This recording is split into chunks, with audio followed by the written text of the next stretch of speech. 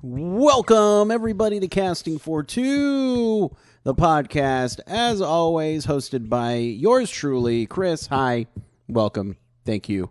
Of course, let's talk some shop. We got shop talk to talk about.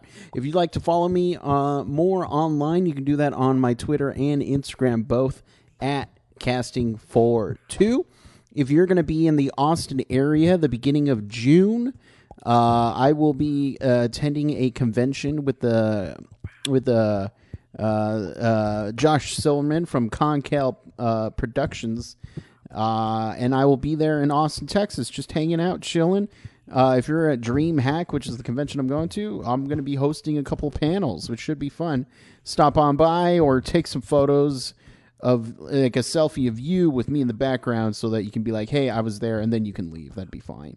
And of course, I can't, Josh Silverman and I do a podcast as well called Ramble Jam, which is, online every Wednesday at 5 Pacific, 8 o'clock Eastern on mixer.com/concal. And I think that's it. That's all I got. Or is it constantly calibrating? Whatever. So I guess I should talk about my guest. My guest is the wonderful Christine Marten, and she is somebody who I had the pleasure of meeting last year at RTX 2017, and we've just stayed connected and chatted. And then recently, this was recorded at PAX South this year, and I said, hey, let's do this. Let's get you in the Casting for Two Hall of Guests. I didn't say it like that because I didn't want to make it cooler than it really is. But you know what? She said yes, and then that was it. So we had a really lovely time. Christine is such an awesome person. I'm so glad I got to chat with her. But you know what? I should stop talking and let's get into this episode. So everybody sit back, relax, and Chris, cue the music, please.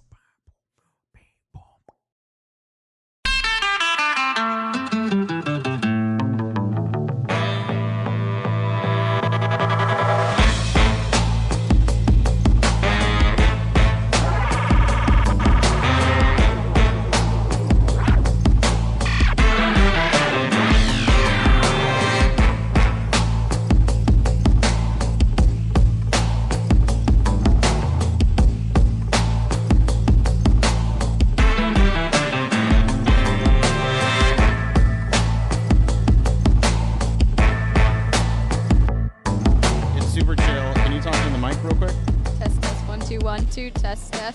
I can talk louder. It's just I have a little bit of a voice loss this week. That's fine. You get to Sunday and it's just like it's a Sunday. I wake up not being able to talk sometimes. Really? Yeah. After I'll do a really long podcast, and it's just okay, whatever. I'm fine. I wake up in the morning, and then a couple hours it goes by, and I'm able to talk. Yeah. So yeah, how many you go to a lot of conventions? Yeah. How many do you go to? A year or like on average? Let's go a year. In 2017, how many did you go to? I would say I went to about 7 conventions in 2017, but I always used to go. So I started out in anime conventions, and I went to a lot of those. I would say I was going to 10 to 15 anime conventions a year since 2005. But I stopped doing those kind of just because, A, it's expensive to travel. Yeah. And I kind of left the cosplay scene. I wasn't too super involved, but I was going to anime conventions pretty regularly. Okay. And then I started doing media stuff about 2 years ago. And since then, I've been doing more video game conventions. So I would say I started out doing about 4 or 5 and then jumping. I want to keep doing more and more. It's just I'm in grad school right now, and student loans are hella expensive. Right. Do you ever use your student loans towards this? Don't answer that. Don't answer. There we go. Yeah, no, exactly. Well, the student loans actually are for undergrad, not grad, but yeah, no, we're not allowed to do that. I am looking, actually, though, I'm starting my thesis next year, and it's about video games. Yeah. So I'm trying to get a grant to travel because it's actually considered as research. That's true. Yeah. So where would you travel?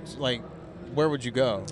I'm thinking right now I'd like to do PAX East and PAX West, Okay. and then look out from there, because I know a lot about the big conventions, Right. but I don't know. There are a lot of little ones that get a lot of attention that I'd like to look into that are local, to New Jersey and New York, so possibly look at those. Okay. So out of all the conventions you've been to, A, where's the weirdest one? And B, which is your favorite one? What do you mean, where's the weirdest Yeah, one? Like, even, like, location-wise? Location, yeah. Like the. Do you remember that one convention where it was literally, I forget what it was for. It was like Vine or something, but there was just a kiddie pool.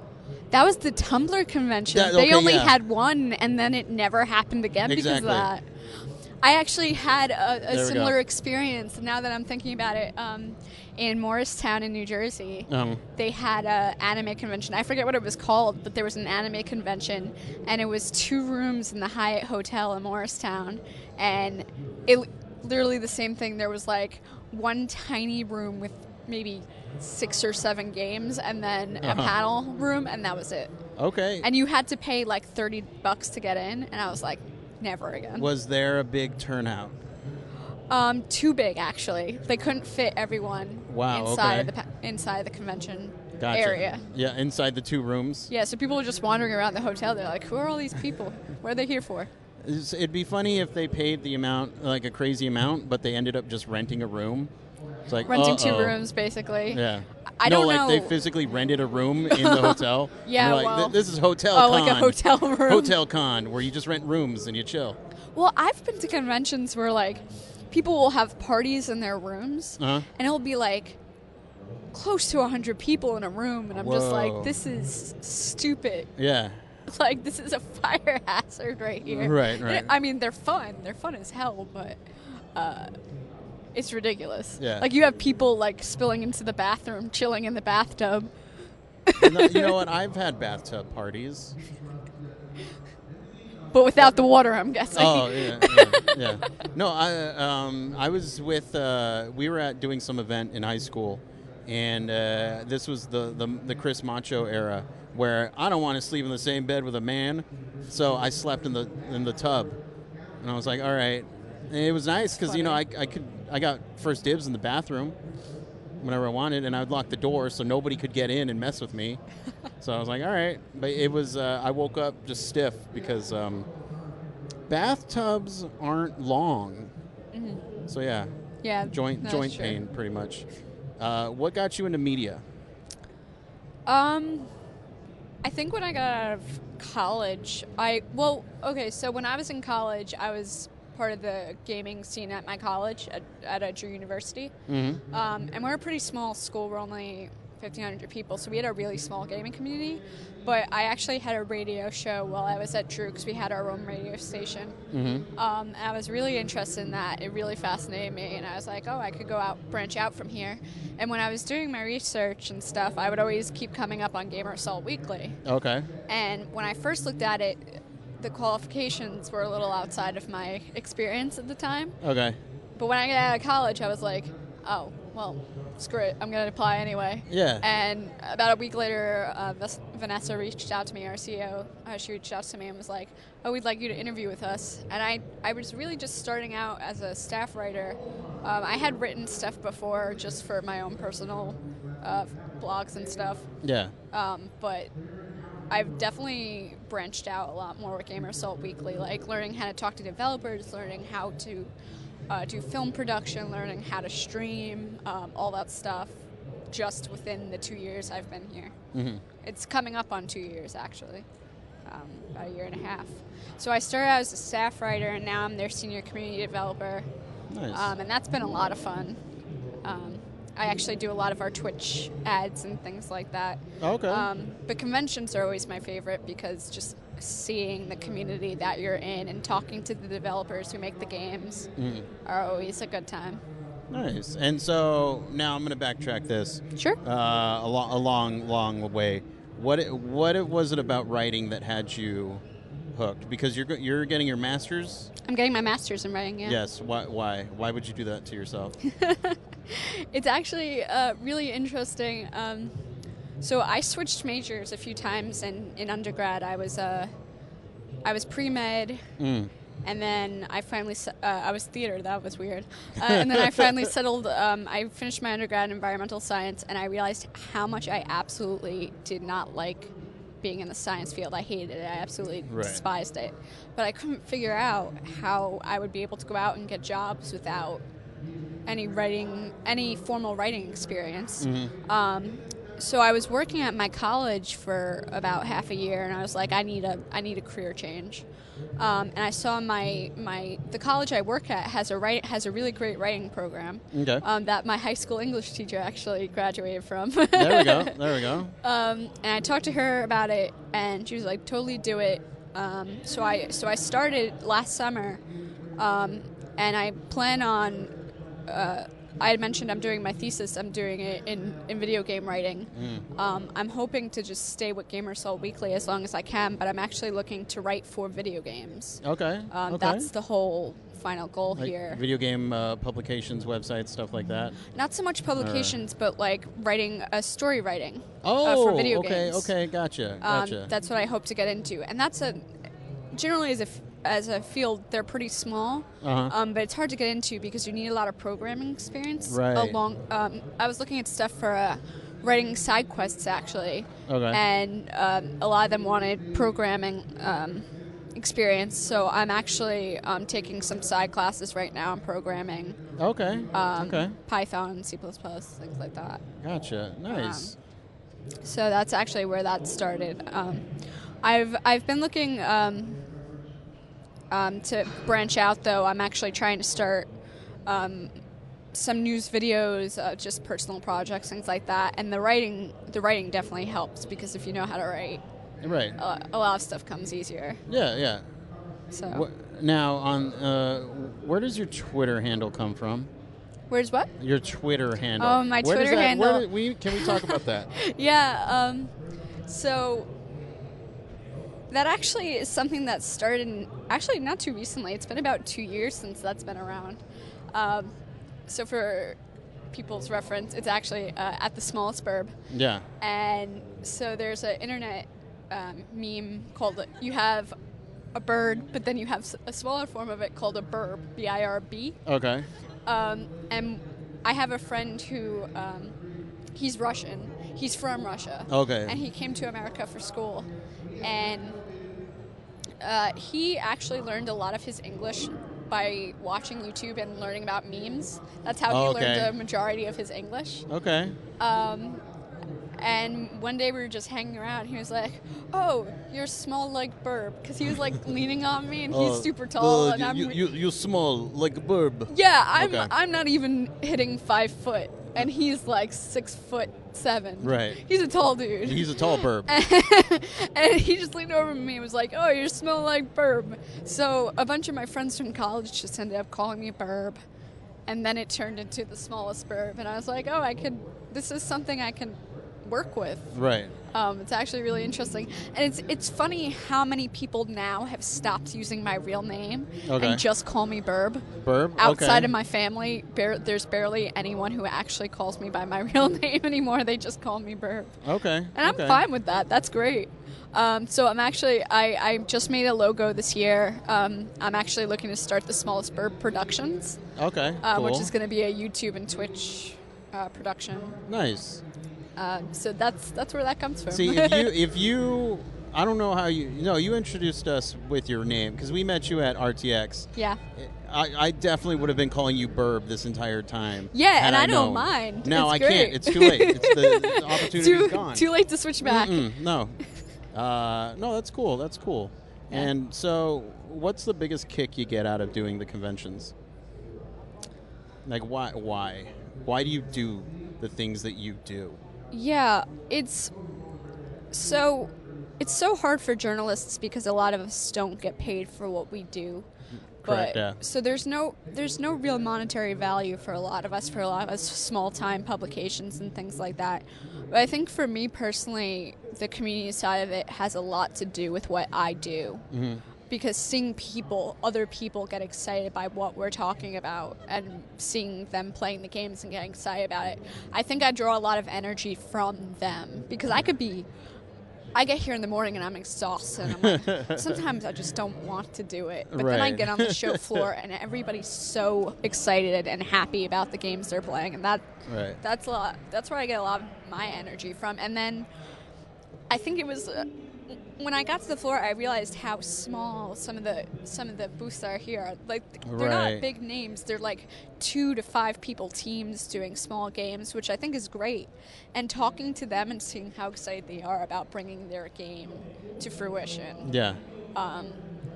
Is also where I get a lot of my energy from. Hearing them talk about something they've been working for 3 years on and off, doing other jobs, because I get that. Yeah. That's where I'm at right now, doing another job I hate, trying to get to a job that I love. Like, I know that hustle and that struggle, and that is actually really inspirational to see, because then it's like, oh, you're here now, there's hope for us. Right, yeah. So it's kind of comes from that. Are you able to attend a convention? Just attend one? Not as media? Yeah. Yeah, so actually, PAX East this year, I'm attending as a fan and not media. Okay. And it's nice to take a break from the media side every once in a while, because you kind of get overloaded doing too many at a time as media. It's nice to go every once in a while and be reminded why you're going, just as a fan, geeking out about games. Which you can do as media, but it's like you got to keep this kind of professional exterior. See, I'm the opposite. I can't not do media. It's like, well, I don't know. The busyness is what I love. I love running around from point A to point B with, like 5 minutes in between. Like, that's what I love. And I'm staring at Bryant right now. Yeah, if I'm not busy, something feels off. Like, when I was here Friday, I was like, I don't know what to do. Yeah. I'll walk around. Okay, I walked around. What do I do? Yeah, I feel like I need structure when it comes to these cons. Oh, yeah. These cons, these events, yeah. It's con, yeah. See, that's funny that you say that was your least busy day, because that was actually our busiest day. We had so much planned that Friday. By the time I got to the end of Friday, I was like, I don't know how I'm going to make it through the week, and I feel so burnt out already. But it's been good. The energy here has been really high. So every time I walk back onto the floor, I'm like, yeah, I can do it. I usually start the con, Friday, whatever. It is my least busy day, and then Saturday, Sunday, that's when it gets busy. Okay. When I did RTX, I got there on Thursday, and that was one of my busiest days because I was doing that. I was doing red carpet. I was doing interviews, and then Friday happened. I was doing more interviews, and then it just. The only time I was able to chill was Sunday night, when Josh and I and the rest of the guys went and saw Spider-Man. That was literally the only time I could chill. Because other than that, it was schmoozing, which I never do. I'm not a schmoozer, but I was hanging out with Josh, and he's a schmoozer. Yeah. So I was like, all right. So yeah, when Josh knows people. He knows knows a lot people. of people. Yeah, me, I'm going to my room. I'm gonna go sleep. No, but he was like, let's go to this mixer. All right. To be fair, he was in his room pretty early too. I think I stayed. Was he? Yeah, I stayed out past.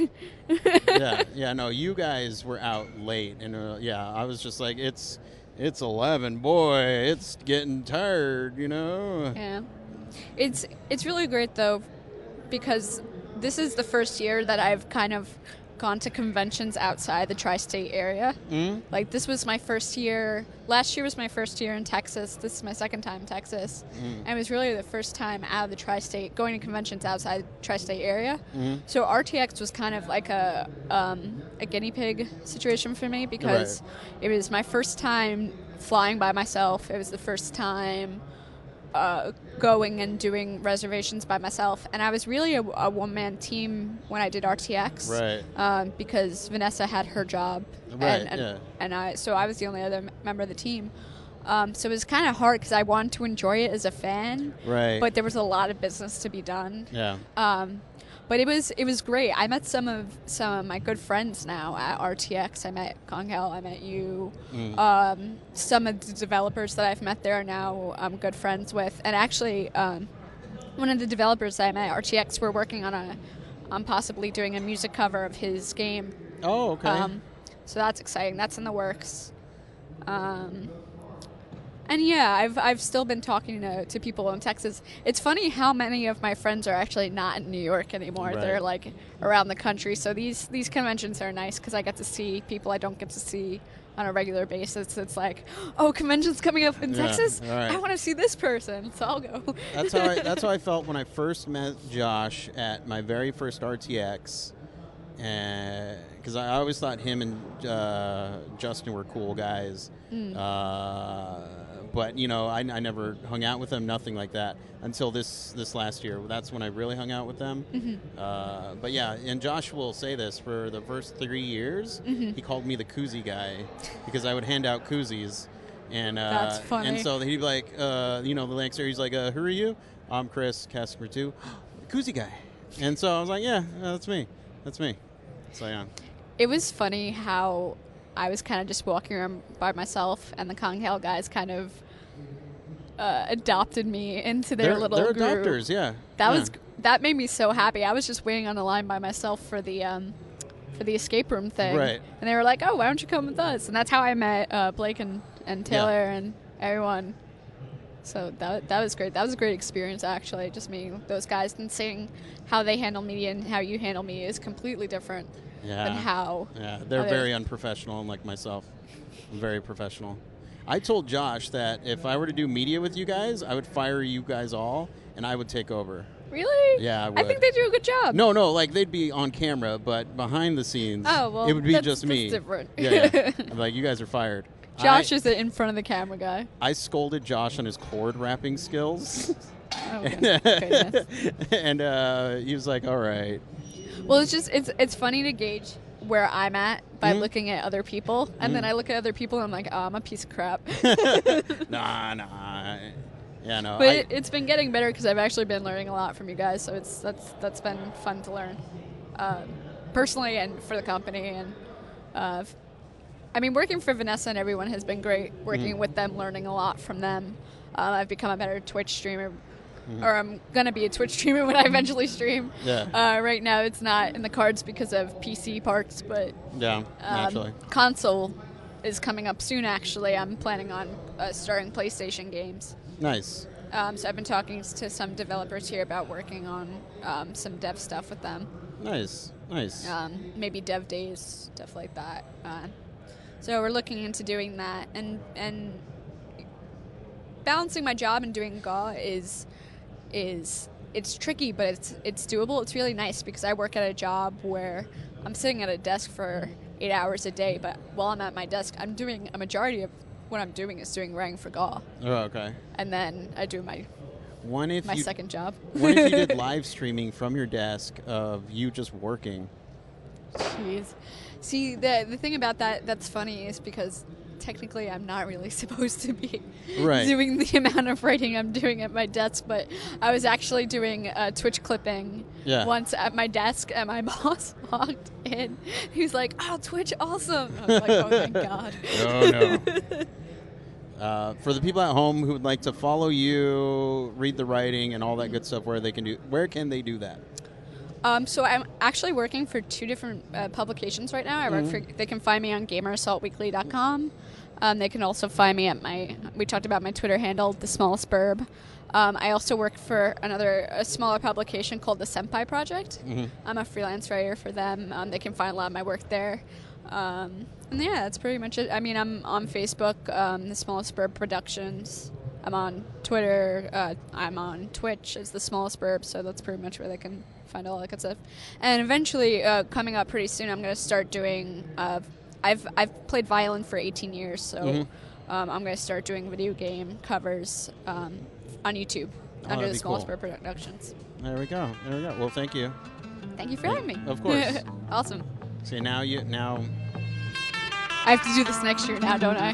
What? I have to do this next year now, don't I? Probably, yeah. All right.